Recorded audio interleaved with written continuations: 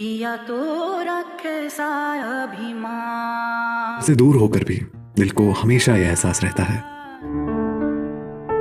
Bhushan jewellers, अनमोल रिश्तों के लिए। जीवन उत्साह न्यूज पर आप सब लोगों का बहुत बहुत स्वागत मैं करता हूं और मैं रमेश शर्मा।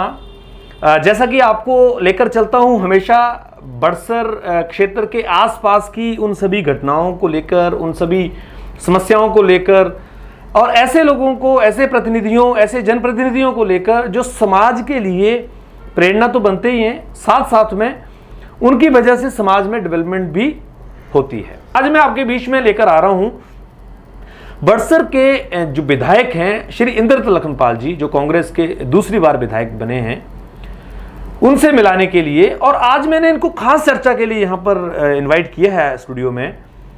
अच्छा लखनपाल जी, यहाँ पर आपने तीन मेजर बातें की हैं, मैं तीन मेजर बातों पे थोड़ा पॉइंट ले आता हूँ। एक आपने बात की कि जो टैक्सी चालक हैं या जो बसों वाले हैं या जो भी लोग जो आज बेरोजगार हो गए हैं, यानी बेरोजगार लोगों की बात की। दूसरी आपने सरकार की व्यवस्थाओं की बात करी और तीसरी आपने हेल्थ सर्विसेज की बात की कि कहीं ना कहीं वो उलझी हुई हैं। अगर मान लीजिए अभी आपकी सरकार होती, कांग्रेस सरकार होती, तो ऐसे में आज जो बेरोजगार लोग हुए हैं उनके लिए क्या आपको लगता है क्या पॉलिसी होनी चाहिए थी?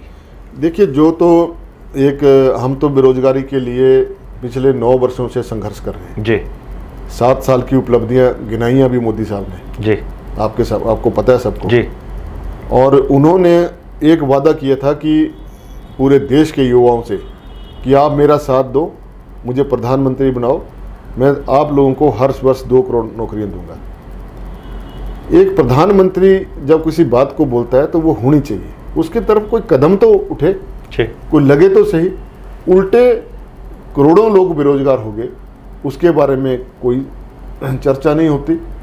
अब अगर हमारी सरकार होती, जैसे आपने कहा, तो जो व्यवस्था हम लोग लड़ाई लड़ते लोगों के लिए और जो अच्छा होना चाहिए था, बेहतर होना चाहिए था युवाओं के लिए, बेरोजगारों के लिए, हम उसका यथासंभव प्रयास करते और उनको करते। नहीं, अगर आज उनको मान लीजिए दिया जाना चाहिए कोई चीज, दिया जाना चाहिए, क्या आपको लगता है क्या उनको होना चाहिए? देखिए, मैं तो सरकार से, हम तो बड़े समय से मांग कर रहे हैं जी कि आप उन्हें जो हमारे नौकरी छोड़ के आए हैं, जो लाख रुपए का जिसका पैकेज था, आज जो घर में 1.5 वर्ष से घर में बेरोजगार बैठा हुआ है, उसके माता पिता चलने फिरने लायक नहीं है, बच्चे उसके पढ़ रहे हैं और वो मानसिक रूप से इतना डिप्रेस हो गया है कि वो कुछ सोच रहा है, तो उसके लिए सरकार को सोचना चाहिए ना।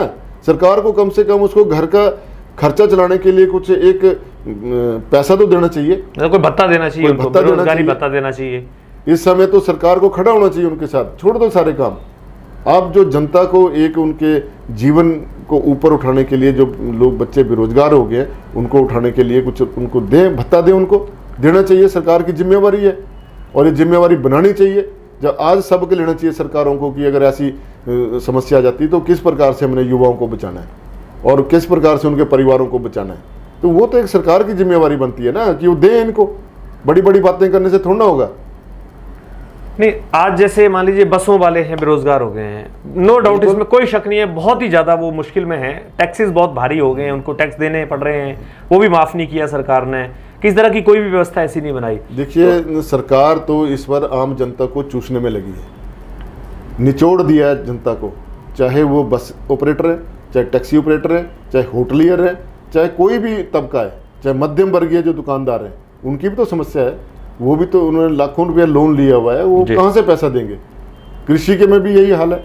आज सब्जियों के आप देख लीजिए, मैं आज अखबार पढ़ रहा था, 6 रुपये की किलो मिर्च, 7 रुपये किलो गोभी, वो बिक रही है। क्या कमाएगा किसान? तो उनको देने के लिए सरकार को कोई ना कोई भत्ता देना चाहिए ताकि वो आराम से अपना गुजारा कर सकें। आज आप खाद्यान्नों के रेट देख लीजिए कितने महंगे हो गए, पेट्रोल डीजल कितना महंगा हो गया।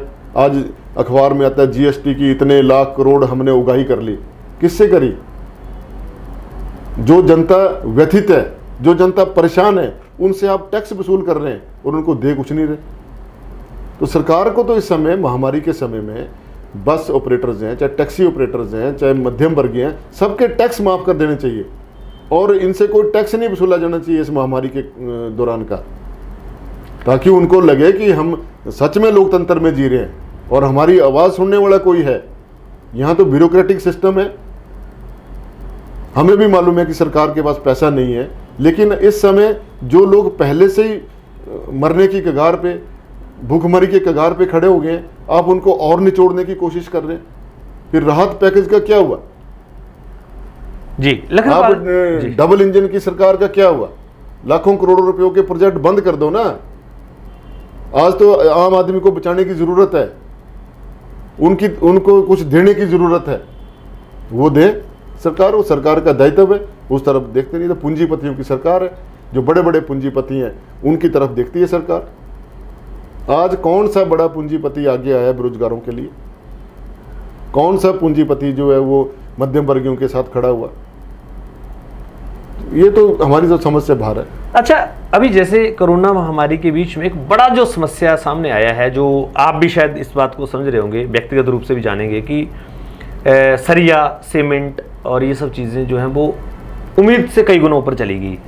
सरिया पिछले साल में अगर देखा जाता तो 4,800 रुपये के करीब करीब था, और आज जो है वो 6364 रुपये पे आ गया।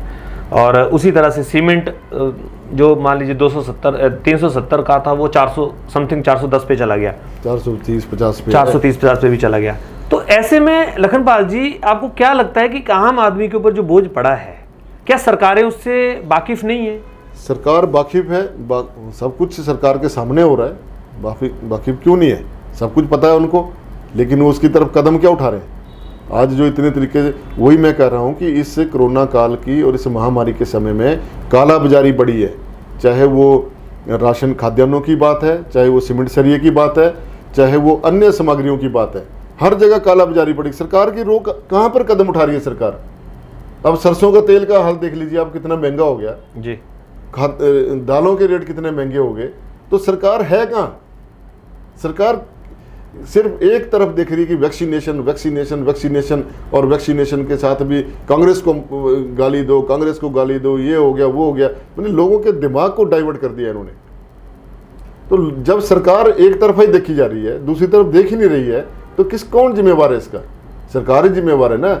मैं तो ये कहूँगा कि इस महामारी के समय में बहुत बड़ी कालाबाजारी हुई है, बहुत बड़ा भ्रष्टाचार हुआ है। जो ये जीरो टॉलरेंस की बात करते हैं भ्रष्टाचार में, नरेंद्र मोदी जी और जयराम जी, वहाँ पर ये फेल हुए हैं पूरी तरीके से। कहाँ भ्रष्टाचार नहीं है? 5,000 का सिलेंडर 60,000 में मिला ऑक्सीजन का। एक रेमडेसिविर जो एक दवाई थी लाख रुपए की मिली। आज भी जो ब्लैक फंगस के पेशेंट हैं शिमला के अंदर, अभी 2 दिन पहले मुझे वहाँ एक पेशेंट का फ़ोन आया कि हमें जो है कहा जा रहा है कि ये आपको 1 दिन के 12 इंजेक्शन लगने हैं और उनकी कीमत जो है आपको कोई 20 लाख के इंजेक्शन लगने हैं, आप इनका प्रबंध करो। एक तरफ सरकार बोल रही है हम फ्री में फंगस के मरीजों का इलाज करेंगे, ऊपर से वहाँ पे जो भ्रष्टाचारी लोग बैठे हुए हैं, जो दलाल लोग बैठे हुए हैं, वो उनको भरमा रहे हैं। एक तो वैसे परेशान है, 20 लाख रुपए कहाँ से ले गए आम आदमी? तो महामारी में सरकार कहाँ खड़ी हुई आम जनता के साथ जी? अब सरकार बोल रही है कि आप प्राइवेट सेक्टर में भी वैक्सीनेशन लगाएं। अब जिसके पास तो पैसा होगा वो जो लगाएगा उसमें वो तो लगवा लेगा, लेकिन एक आदमी क्या उधार करके लेगा किसी से वैक्सीनेशन के लिए जी? तो सरकार दावे तो बहुत कर रही है कि दिसंबर तक जो हम इतने करोड़ वैक्सीन कर देंगे, इतने। अरे भाई आप करो, कौन मर रहा है? मैंने खुद वैक्सीनेशन करवाई अपनी। पहले हमें कहा कि आप 42 दिन के बाद आपको दूसरी डोज लगेगी, अब 87 दिन के बाद लगेगी। क्या मजाक है ये? आप स्लॉट बना रहे हैं, स्लॉट में रोडू के आदमी को जो है बड़सर का ब्लॉक मिल रहा है, और किसी को चंबा वाले को हमीरपुर का मिल रहा है, हमीरपुर वाले को चंबा मिल रहा है। तो क्या मजाक है ये? मतलब व्यवस्थाओं की कमी है, व्यवस्था की कमी है हर स्तर पर। अच्छा सर, जहां पर आपने भी भ्रष्टाचार की बात की है, बड़ा अहम प्रश्न मैं आपके बीच में रख रहा हूं। अभी हाल ही में 3-4 दिन पहले केंद्रीय वित्त राज्य मंत्री अनुराग सिंह ठाकुर जी ने एक ट्वीट किया, और उस ट्वीट में, हालांकि क्वेश्चन आपसे बिलोंगिंग नहीं है, लेकिन क्योंकि कांग्रेस पार्टी का आपने भ्रष्टाचार की बात की तो मैं पैरेलली उस क्वेश्चन को लाना चाहूंगा ताकि व्यूवर्स को भी बैलेंस पता लगे। और पंजाब सरकार में जो इंजेक्शंस हैं, वो इंजेक्शंस को मतलब कई गुना दामों पर बेचने का प्रयास किया गया प्राइवेट हॉस्पिटल्स में। तो ऐसे में भ्रष्टाचार की बात जब मतलब कांग्रेस सरकार की तरफ से की जा रही है, तो कहीं ना कहीं ये बात दूसरी तरफ भी लागू हो रही है कि पंजाब में भी इस तरह का काम करने का प्रयास किया गया। देखिए, भ्रष्टाचार की जहाँ तक बात है, भ्रष्टाचार जीरो टॉलरेंस की थी मोदी जी ने जी, जयराम जी ने कि ना मैं किसी को खाने दूंगा ना खाऊंगा। जी बात भ्रष्टाचार पंजाब सरकार कर रही है तो उसके ऊपर एक्शन होना जी। चाहिए। हम ये नहीं बोलते हैं जी। कि ये कोई भी करे भ्रष्टाचार, उसके ऊपर एक्शन होना चाहिए जी। जो कानून बनाए हैं सरकार ने। और इस भ्रष्टाचार को बढ़ावा कौन दे रहा है? सरकार, केंद्र सरकार खुद बोल रही है कि राज्य सरकार जो है वो वैक्सीनेशन खरीदें, वैक्सीन खरीदें। और उन्होंने एक ये भी उसमें फरमान जारी कर दिया कि वो प्राइवेट हॉस्पिटल्स को भी अब ये लगाने की जो है वैक्सीनेशन करने की इजाज़त दे दी जी। तो नेचुरली फिर होगा। अगर इस तरीके से आप खुद स्वयं ही ऐसे कानून बनाएंगे तो कोई ना कोई तो फिर लीकेज निकालेगा बीच में से। जब हमारी केंद्र सरकार, जिसके ऊपर पूरे देश की छत्र छाया होनी चाहिए, जब वहीं उनको ही पता नहीं लग रहा कि हमने क्या करना है, तो फिर प्रदेश सरकारें तो ऐसे ही करेंगी। कहाँ नहीं हो रहा भ्रष्टाचार। आप कुल मिला के ये कहना चाहते हैं कि जो व्यवस्थाएं हैं उनको मैनेज नहीं कर पाया, मैनेज नहीं कर रहे, चाहे वो कोई भी हो। जी। मैं आम आदमी की बात कर रहा हूँ इस वक्त। भ्रष्टाचार कहीं से भी हो, ऐसे कार्य काल में जब महामारी से हम गुजर रहे हैं, वो निंदनीय है। और जो ऐसा करता है उसको आपराधिक रूप से काम करता है, उसको दंड देना चाहिए। चाहे कोई भी, अगर मैं भी कोई गलत काम कर रहा हूँ और लगता है जनता को कि मेरी वजह से परेशानी हो रही है, तो मेरे ऊपर भी होना चाहिए। आज मैं देखता हूँ गांव में जाके कितना अभी भी कानून को तोड़ा जा रहा है जी। लोग मान नहीं रहे हैं, मान नहीं रहे। चुने हुए प्रतिनिधि जो है अपनी जिम्मेवारी को नहीं समझ रहे हैं। नहीं समझ रहे तो किसकी, वो क्यों नहीं डेलिब्रेट कर रहे हैं अपनी उसके लिए? छोटे से लालच के लिए वो जनता को मौत के मुंह में ले जा रहे हैं। चाहे कोई भी हो, चाहे मेरा रिश्तेदार है, जी। चाहे किसी का रिश्तेदार है। हमें इन छोटी चीजों से ऊपर निकलकर समाज को एक सही दिशा देने की जरूरत है। जी। कौन कर रहा है? कोई भी नहीं कर रहा है। हमारे देश में तो डंडा राज चलता है। खाकी वर्दी पहन के जब गांव में लोग जाते हैं तब डरते हैं लोग, जी। अदरवाइज लोग डरते ही नहीं है। आज भी झुंड के झुंड जो है हमारे लोग जो है बगैर मास्क के घूम रहे हैं, बैठ रहे हैं। गांव में महिलाएं नहीं लगा रही हैं मास्क, जबकि सरकार की तरफ से सख्त निर्देश हैं कि आप मास्क लगा के रहिए। सोशल डिस्टेंसिंग की बात कर रहे हैं, स्वयं सरकार सोशल डिस्टेंसिंग को तोड़ रही है। उद्घाटन किए जा रहे हैं, उसमें लोगों की भीड़ जमा हो जा रही है। जी। एक तो हमारी अपनी मानसिकता इतनी खराब है कि हम स्वयं ही उसमें अपने को ढालने की कोशिश नहीं करते। अच्छा लखनपाल जी, ये सवाल मेरा राजनीति से जुड़ा हुआ है और मैं राजनीतिक तरीके से ही सवाल को पूछूंगा आपसे। जैसे आपने कहा कि क्रिमिनेशन करने के लिए 2, 4, 5 लोगों से ज़्यादा नहीं जा रहे हैं कहीं भी, 20। लेकिन हाल ही में नरेंद्र बरागटा जी का, वो हमारे बीच में नहीं रहे हाल ही में, उनका जब संस्कार किया गया तो 40-50 लोग वहाँ पर अवेलेबल हुए। तो ऐसे में सरकार नियम जो बात करती है कि भाई 2-3 लोग, 4-5 लोगों से ज़्यादा नहीं होने चाहिए, वहाँ 50 लोग होने के बाद सरकार में कोई भी आदमी नहीं बोला, ना पक्ष न विपक्ष। देखिए, मैं वही तो बात कर रहा हूँ कि जब कोई चीज़ बनाई जाती है, कानून बनाई जाती है, तो उसको अमली जामा पहनाना जो है सरकार का फर्ज है।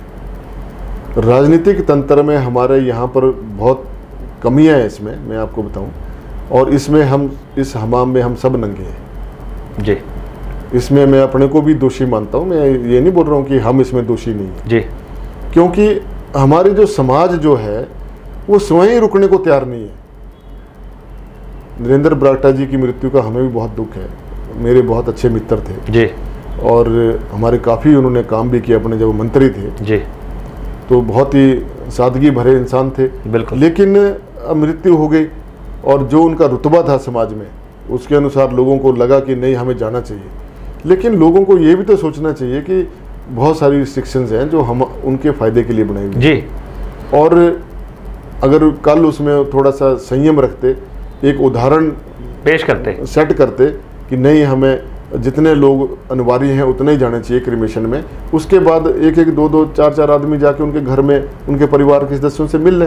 जी, कोई उसमें गुरेज नहीं होना था, अच्छा लगना था, एक अच्छा मैसेज जाना था समाज के अंदर। जी। लेकिन हमारे समाज के लोग भी नहीं चाहते कि हम कानून के दायरे में रहें। तो ये एक समस्या तो हमारे समाज की भी है, हमारी भी है। इसमें सभी को, सब जिम्मेवार हैं इसमें। तो ये आज कुछ ऐसा माहौल बन गया है कि लोग कानून के बंधनों में रहना नहीं चाहते। जी। ये समस्या तो हमारी एक अपनी उपज की हुई समस्या है। अब जितने मर्जी कानून बना लें, जब तक उनकी इम्प्लीमेंटेशन सख्ती से नहीं होगी, अब इम्प्लीमेंटेशन कोई अधिकारी करता है तो उसकी बदली कर दी जाती है। जी। ये जो एक समस्या है ना, ये बहुत बड़ी समस्या है। हमें इसके ऊपर अपनी जिम्मेवारी स्वयं को तय करनी है। जी कानून के से जिम्मेवारी, मैं पढ़ा लिखा इंसान हूँ, दूसरा भी पढ़ा लिखा इंसान है, तो हमें ये सोचना चाहिए कि जो हम कर रहे हैं कि वो ठीक है कि नहीं है, उससे कहीं अफरा तफरी तो नहीं मच जाएगी। ये जो भावना है इसको सोचना पड़ेगा सभी को, पब्लिक को भी और हमें भी। अब जो कानून तोड़ने वाले हैं उनकी संख्या ज़्यादा है और जो कानून के दायरे में रहना चाहते हैं उनकी संख्या कम है। जी जी लखनपाल जी, आपने बहुत ही अच्छे तरीके से मैंने बहुत कड़े सवाल भी पूछने का प्रयास किया है आपसे, क्योंकि मेरा ये मानना था कि व्यक्तिगत रूप से आपके व्यक्तिगत जो आपका व्यक्तित्व है उसको भी सामने लाने का मैं प्रयास करूं कि इसके बीच में आपकी जो अपनी भावनाएं हैं वो भी इन्वॉल्व हों। और हम ये मानते हैं इस बात से कि हाँ, आप भले ही विधायक हैं लेकिन एक अच्छे व्यक्ति के रूप में आपकी जो व्यक्तित्व है वो दिखता है। चाहे वो आपने कांग्रेस पार्टी के कटाक्ष करने की बात की हो तो भी आपने उसका एक सही जवाब दिया कि अगर वो भी गलत है तो उनके ऊपर भी कार्रवाई होनी चाहिए। और हम मानते हैं कि बड़सर की जनता के लिए एक ऐसे विधायक जिनका व्यक्तित्व अच्छा है, ये बहुत ही अच्छी बात है। हम अपने इस मीडिया से उठकर ये बात बोलना चाहते हैं और आप स्टूडियो में आए, अपनी बातों को आपने रखा और समय समय पे हम आगे भी आपसे इस तरह के सवाल करते रहेंगे। जनता के हित के लिए जो भी बातें हैं वो आपसे पूछते रहेंगे। मैं आपसे करना चाहता था जी, देखिए राजनीति के बहुत से समय आते हैं जी। राजनीति को परिभाषित करना जितनी मर्जी आप तोड़ मरोड़ के पेश कर दो, उसका कोई अंत नहीं है जी। हमें सबसे पहले इंसान बनना है जी, और इंसानियत के लिए लड़ाई लड़नी है, चाहे किसी भी दल से हो। जी, दिखावा नहीं होना चाहिए बिल्कुल। और केवल मात्र अपने इंटरेस्ट के लिए राजनीति नहीं होनी चाहिए। जैसे लोग बोलते हैं कि जी ये अपने इंटरेस्ट के लिए कर रहा है, जी भाई आप लोग भी कर लो। जी, किसने मना किया है किसी को करने के लिए? नहीं कर सकते, बिल्कुल। आज मेरे क्षेत्र में लोगों को पानी की समस्या हुई, जो पॉजिटिव लोग थे उनको लोगों ने पानी नहीं भरने दिया। जी, उनको जिस गांव में किसी ने उनको दूध की सप्लाई लगाई उसने दूध बंद कर दिया। जी, तो आप बताइए उनके बारे में कौन सोचेगा? किसी को तो सोचना पड़ेगा। जब मेरे संज्ञान में कोई बात आई तो मैंने उनको पानी भी भरवाया, उनको राशन भी पहुंचाया, उनको फल फ्रूट भी पहुंचाया। हमने भी तो अपना जीवन स्टेक पे लगा के उनकी सहायता करी। जी, तो ऐसी सोच हमारे आम जन में क्यों नहीं है? क्यों ऐसी भ्रांतियां फैला दी कि ये पॉजिटिव व्यक्ति है तो ये अछूत हो गया? जी, जब प्रोटोकॉल में वो कमरे में रह रहा है और उसको आइसोलेट रखा हुआ है तो क्या और लोग उसके, आप मत जाइए उसके नज़दीक। आपने दूध क्यों बंद किया? आप उसका दूध जो है उसके बाहर रख दें, उसको बोलना भी आप अपना सामान बाहर रख दो, हम उसमें डाल के चले जाएंगे। जी, जी। वो इतना डर जो एक क्रिएट कर दिया कि आदमी के पास जाएंगे पता नहीं वो कमरे के अंदर से ही ना कहीं कोरोना निकल के आ जाए। तो ये कोई चीज़ें मुझे अच्छी नहीं लगी व्यक्तिगत तौर पर। जी, मैं आपसे शेयर कर रहा हूँ। तो जो लोग मेरी आलोचना कर रहे हैं मैं उनसे यही निवेदन करूंगा कि आप भी करें, लोगों की सेवा करो। इस वक्त लोगों के साथ खड़े होने की जरूरत थी। जी, उनको हॉस्पिटल में सही इलाज दिलाने की जरूरत थी, उनको एम्बुलेंस प्रोवाइड करने की जरूरत थी, जो हमने करी है। जी। अरे मेरी जेब से पैसा लग रहा है, मैं मुफ्त में एम्बुलेंस चला रहा हूँ, तो उनके पेट में क्यों दर्द हो रही है? हर जगह राजनीति थोड़ी ना होती है, इस समय तो जरूरत थी उनको। हाँ, वो भी कर सकते हैं तो राजनीति वो भी करें ना जी। किसने मना किया है? अच्छे काम की अच्छाई की तरह जवाब होना चाहिए। अगर वो अच्छा काम करते हैं उसके लिए हम उनको भी साधुवाद देते हैं। जी, जिन्होंने अगर अच्छा काम किया है उनकी तरफ से तो मेरा उनको प्रणाम है। जी। लेकिन ये कहना कि हर बात पे राजनीति, हर बात पे राजनीति, ये गलत बात है। क्योंकि मैं समझता हूँ कि उनकी जो मानसिकता है, उनकी जो सोच है बहुत छोटी है। हम बड़े दिल के लोग हैं और बड़ी बात सोचते हैं। अगर विपक्ष के पक्ष के लोग ने अच्छा काम किया है तो हम उसको अच्छा ही बोलेंगे, बिल्कुल, उसको बुरा नहीं बोलेंगे। हाँ, उसमें कोई कमी होगी तो उसको अपने नज़रिए से उसको आगे पेश करेंगे कि ये होना चाहिए था, अगर ऐसा हो जाता तो और बढ़िया हो जाता। इतनी सी बात है। हम तो बोलते ही नहीं है, यही लोग बोलते रहते हैं, मेरे बारे में बोलते हैं। मुझे कोई फ़र्क नहीं पड़ता इन बातों से, क्योंकि मैंने अपने रास्ते पे चलना है। आलोचना तो भगवान राम की भी हुई जी, महापुरुषों की भी हुई, सबकी और होती है। तो जो फील्ड में काम करता है उसकी आलोचना भी होनी है और आलोचना को स्वीकार करना चाहिए। मैं तो उन व्यक्तियों में से हूँ। लखनपाल जी, आपका बहुत बहुत धन्यवाद। आपने आज अपना समय निकाला और बहुत अच्छी चर्चा आपने की है। हम विश्वास करते हैं कि आप इसी चर्चा को इसी तरह से कायम रखेंगे। जनता का जो विश्वास है आप पे वो हमेशा बना रहेगा और आप जो जनता की उम्मीदें हैं उन पे खरा उतरेंगे। इसी विश्वास के साथ हम आपसे विदा लेते हैं। बहुत बहुत धन्यवाद। बहुत बहुत धन्यवाद रमेश जी। तो आज हमने आपकी चर्चा करवाई विधायक इंद्रदत्त लखनपाल जी से, और इनसे हमने बहुत सारे सवाल किए और जो हमारे सामने आए थे, और भविष्य में और भी चीज़ें हैं जो हम आपके बीच में लाते रहेंगे। केवल विधायक इंद्रदत्त लखनपाल जी ही नहीं, कोई भी प्रतिष्ठित व्यक्ति या कोई भी व्यक्ति जो समाज के लिए कार्य करना चाहता है, जो कहता है कि हम समाज के प्रति जवाबदेही लेना चाहते हैं, मैं उन सभी लोगों से ये कहना चाहूँगा कि आपके लिए भी ये मंच हमेशा खुला है। आप आइए, अपनी बात रखिए, भले राजनीति के लिए ही से ही, जनता के हितों के लिए यदि आप खड़े होंगे तो हमेशा जीवन उत्साह न्यूज़ आपके साथ है। किसी भी तरह से कोई पार्टी, कोई राजनीतिक दल या कोई व्यक्ति विशेष जीवन उत्साह न्यूज़ पर अपना हक नहीं रख सकता। ये एक साझा मंच है, हर व्यक्ति को ईमानदारी से अपनी बात रखने का अधिकार है, और तभी वो व्यक्ति समाज में आगे बढ़ सकता है, और या फिर तभी समाज उसकी वजह से आगे बढ़ सकता है। जीवन उत्साह न्यूज़ के साथ आप इसी तरह से बने रहिए, समय समय पर हम आपको लेकर चलेंगे इन्हीं चर्चाओं के साथ में। बहुत बहुत धन्यवाद।